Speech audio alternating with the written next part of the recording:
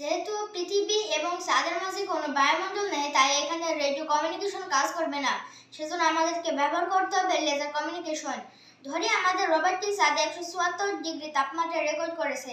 174কে পৃথিবীতে প্রেরণ করা সম্ভব নয়, কারণ 174 হচ্ছে একটি দশমিক সংখ্যা। আমরা জানি কম্পিউটার শুধুমাত্র বাইনারি সংখ্যায় বোঝে।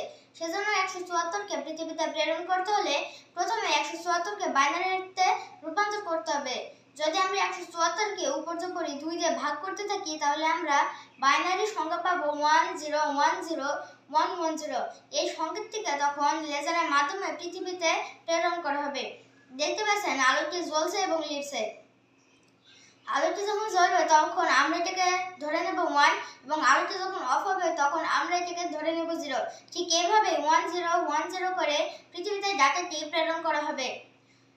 এরপর যে লেজারটি পৃথিবীতে প্রেরণ করা হবে সেই লেজারটি আমাদের মিরর সিস্টেমে এসে পড়বে এবং সেখান থেকে এপিডি অর্থাৎ অ্যাভালাঞ্চ ফটোডায়োড সেই সংকেতটিকে রিসিভ করবে।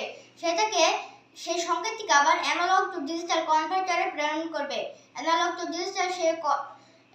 ডিজিটাল সেই সংকেতটিকে আবার মাইক্রোকন্ট্রোলারে প্রেরণ করবে এবং মাইক্রোকন্ট্রোলার সেই লেজারটিকে বাইনারিতে রূপান্তর করবে এবং বাইনারিতে সেই সংকেতটিকে আনার পরে পরবর্তীতে আবার সেই বাইনারি সংখ্যাটিকে আবারও দশমিকে ফিরিয়ে আনা হবে। এভাবে আমরা চাঁদ থেকে পৃথিবীতে তথ্য পাবো।